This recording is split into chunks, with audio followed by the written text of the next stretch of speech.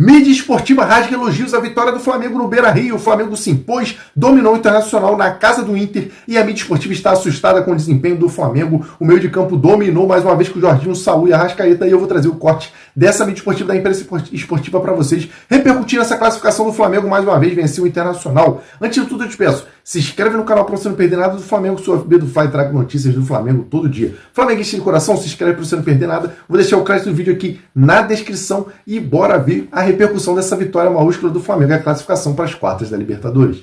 Boa noite, fã de esporte, boa noite, torcedor do Flamengo. Sim, o time está nas quartas de final da Libertadores. Passou pelo Internacional num jogo... Bom, jogo a gente tem a ideia que duas equipes disputam, né?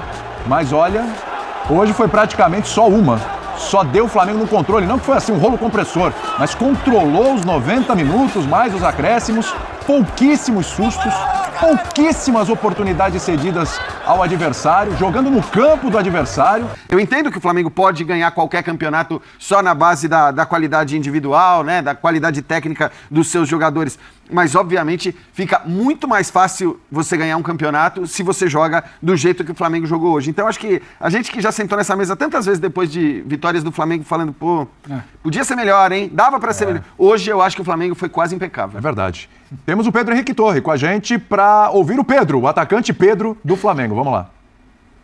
Ali atrás do gol, esperando, observando, acabou que entrou, fez o seu, uma partida muito alto nível do Flamengo, que credencia demais já nessa Libertadores, 3 vitórias seguidas sobre ele. Agradecer a Deus por mais um gol com a camisa do Flamengo, feliz pelo resultado, principalmente pelo jogo que a gente fez, controlando os 90 minutos ali o time do Inter. Sabíamos da dificuldade que ia ser aqui na casa deles, mas graças a Deus fizemos uma grande partida e conseguimos a classificação com a vitória muito bonita aqui dentro do Beira-Rio. Valeu, Pedro. Obrigado. Classificação mais uma do Flamengo. Muita gente falava que o Flamengo alternava em nível durante os dois tempos, mas hoje uma partida de altíssimo nível o tempo todo. Como é que vocês se prepararam para segurar um pouco mais a bola e não correr grandes riscos, né, contra o Internacional? Não, a gente sempre tenta melhorar. Tem um treinador que ele gosta de repetir as coisas, olhar vídeos, o rival, como ele joga. A gente por um momento sabe que não vai sair da forma perfeita, mas tentamos corrigir nesses últimos jogos, não deixar cair a intensidade no segundo tempo. Acredito que fizemos grande jogo, tanto no final de semana como agora. E estamos felizes porque a gente vinha para buscar a classificação, que era o mais importante. Já faz artilheiro?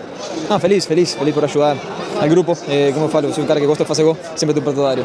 Obrigado, valeu. Detalhe importante ali, o Pedro aproveitando as oportunidades que tem também, né? O Pedro, a gente falava aqui, né? O Pedro fez 2 gols contra esse próprio Internacional no final de semana, agora fez mais um hoje, o segundo, que aí ratificou de uma vez por todas a classificação.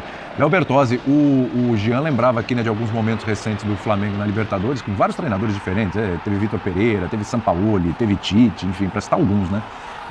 Mas nem o próprio Felipe Luiz, na fase de grupos, conseguiu arrancar um desempenho desse. A distância entre a fase de grupos e essa oitava de final, quando chegam os reforços, quando o Flamengo também recupera jogadores, se prepara melhor por causa da Copa do Mundo, né? Apesar do Flamengo também disputar essa Copa do Mundo, mas os reforços foram chegando, parece que fizeram um bem danado para esse Flamengo, hein? Tudo bem, Bertozzi? Tudo bem, William. Boa noite a você, boa noite, companheiros, boa noite, fã do esportes.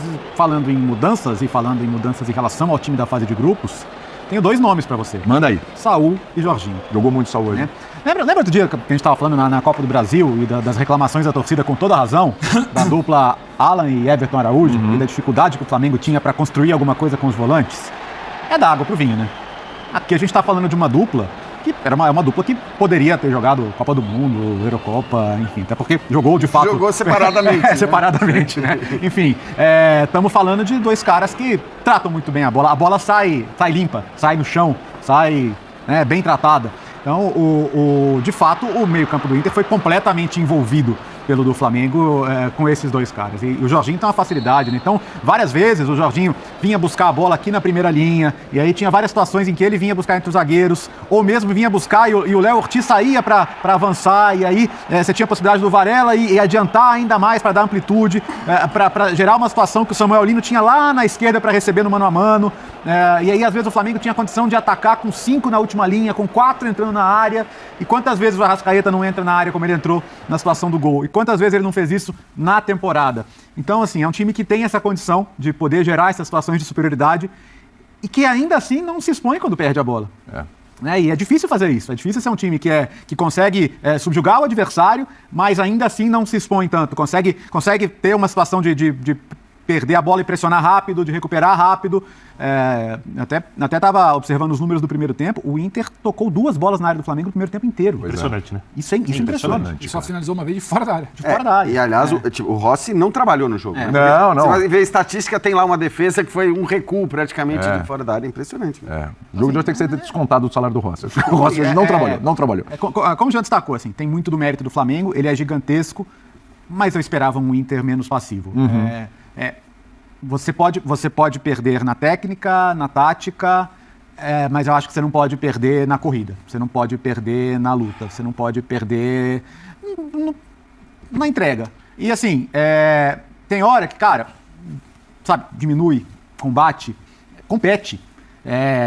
Várias vezes assim, o Flamengo circulava com tanta facilidade que o Inter parecia simplesmente desistir. Né? O meio-campo do Flamengo envolvia com tanta facilidade que aquela coisa de, tipo, você estava vendido. Com 30 minutos do primeiro tempo, o meio-campo do Inter já parecia não ter soluções. Eu quero falar sobre isso. A intensidade eu vou esperar o Pedro falar, mas inicial eu tenho uma opinião sobre isso, eu não sei se você vai concordar comigo. Segura aí que o Pedro não vai falar ainda. É o professor Paulo Calçade que está conosco. Favor, prioridade lá para quem está no estádio. Professor Paulo Calçade, o Bertozzi trouxe um número aqui do primeiro tempo, né? E eu estava assistindo a transmissão e você aos 67 minutos falou assim, gente, 67 minutos e o Internacional deu um chute no alvo só, hein? Impressionante o que esse Flamengo fez. Ninguém melhor que você que estava aí no estádio, em loco, para descrever pra gente essa belíssima classificação. E com óculos novos. Tá bonito, hein? Tá bonito. Vocês são observadores. Isso também não perceber, né? Do vermelho pro azul, né? Tem uma diferença. Bom, gente, é o seguinte, o que a gente viu aqui foi uma vitória madura do Flamengo em todos os sentidos. E é preciso saber jogar uma competição assim, no mata-mata. Ele é totalmente diferente. Então o início é calma, vamos ver como é que vem o Inter, né? Ele sabia, mas medir a intensidade, os cuidados que deveriam ter a equipe, que a equipe deveria, dentro de campo, né? O que ela poderia fazer para chegar à frente. Então o Flamengo, a hora que entendeu isso, passou ali na metade do primeiro tempo, aí ele teve uma evolução muito grande na quantidade de finalizações também, de presença no ataque. E aí você vai olhando para o time, o coletivo está funcionando muito bem, apoiado por atuações individuais muito boas. O Varela bem, os zagueiros sempre também. Lateral esquerdo, Alexandro, um jogador que, se o Varela vai, ele fica mais próximo dos zagueiros. Por quê? Porque no lado direito você tem um Plata que vem por dentro e se junta a Bruno Henrique.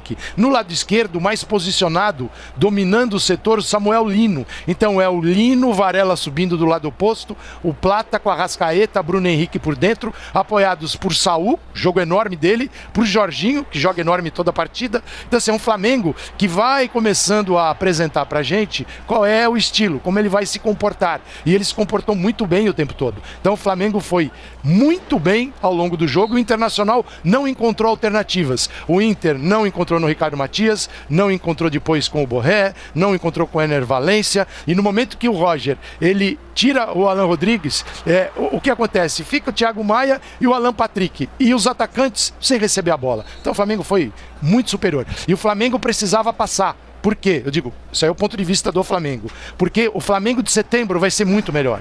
O de outubro, muito melhor. Porque é um Flamengo que vai ajustando peças. Hoje foi o batismo, mas a gente pode considerar um jogo potente, inteiro, do Saul Niguez, e o Zinho do meu lado falava, mas que atuação é essa? Atuações que a gente acompanhava no Atlético de Madrid, com Samuel Lino, com Rogério Vogan, transmitindo La Liga. Agora ele está aqui, jogando no Flamengo e tendo a oportunidade de jogar num grande time. E o Inter vai dar trabalho para juntar os cacos e talvez sobre para o Roger. Possivelmente, não sei se hoje ainda, mas possivelmente. Pedrão, agora sim, chegou sua vez, hein? Primeiro teve o Pedro, teve o Arrascaeta, teve o Calçado, agora você. Tinha um pessoal um pouco mais importante para falar direto do Beira-Rio, né? William, abração para você, Léo, Jean, Vitor, o fã do esporte ligado aqui com a gente. O Calçado toca num ponto que eu queria bater um pouco mais nessa tecla, que é o debut, né? É o Flamengo que estamos em agosto, ele deve ser melhor em setembro, deve ser melhor em outubro, deve ser ainda melhor em novembro. E eu brincava até aqui com o Jean, antes do programa começar. Tem uma notícia muito boa para o torcedor do Flamengo nessa notícia de hoje, uma notícia muito ruim. Para quem osseca ou está preocupado, pode cruzar lá na frente. O Flamengo hoje parece que ele se reencontra ali com uma certa tranquilidade de Libertadores, né? Você falava do jogo contra o Vélez. O Flamengo, depois de um período de se acostumar a vencer em 19, aí vence de novo em 22, ele flerta ali com 23 e 24, aquele sofrimento lá de um tempo atrás, eliminação pro Olímpia, e virada, e frango de goleiro, e pressão. E parecia que o Flamengo demorava a se reencontrar, ficar confortável na Libertadores. E aí o que me chama a atenção é que ficou confortável até demais contra o Inter. E não é somente pela fragilidade do Inter. Eu olho para esse jogo do Inter, eu não consigo pensar e falar tinha que ter feito isso, tinha que ter feito aquilo. E no segundo tempo, a tal da desmobilização ali, de brigar um pouco mais com o Léo fala, eu acho que o Inter se deparou com o tamanho do bicho ali no primeiro tempo e falou, não dá. Sim. Porque o Inter ele tenta ali por 10, 15 minutos brigar. Ele faz o que ele pode, ele deixar o jogo truncado no meio de campo. O jogo fica truncado, mas ele não consegue ir além disso.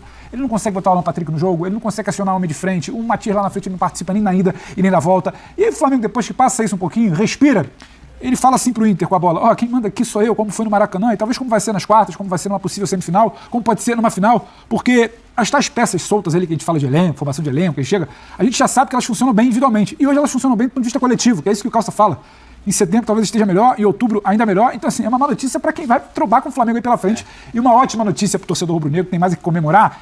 E ele se reencontra com uma certa coisa. Ele talvez não fale muito isso publicamente, mas entre os seus ele fala, olha, é esse Flamengo aí que a gente gosta de botar medo. Não é o tal do show, mas o que é dar show? Você tirar um adversário nacional no confronto de oitavas para quase nada, o Flamengo passou. Ele passeou, passou e mostrou que ele é muito superior. Isso pra mim também é um show. É dar a caneta, Exato, bolinha, isso pra mim também é um show. É virar e falar, olha, você vê o adversário não tem chance nenhuma. É isso. E eu faço isso superior. Mas você queria... É isso aí, nação rubro-negra. O Mengão, queridaço, venceu mais uma vez o Internacional. 3 vitórias contra o Internacional seguida, 2 pela Libertadores e 1 pelo Brasileirão. A impressão que dá é que pode colocar diversas partidas seguidas para Flamengo e Internacional se enfrentar. Hoje em dia que o Flamengo vai vencer todas. O Flamengo dominou o jogo na casa do Internacional. A torcida do Internacional estava presente, mas o Flamengo não se intimidou e dominou a partida, como eu falei, dominou o meio de campo. O Felipe Luiz acertou muito na escalação e a mídia esportiva teve essa repercussão que eu trouxe aí para vocês, elogiando demais o elenco do Flamengo, elogiando demais o Felipe Luiz, elogiando demais a potência que o Flamengo é na América do Sul. Agora o Flamengo vai enfrentar os Estudiantes da Argentina. Eu já quero saber a sua opinião.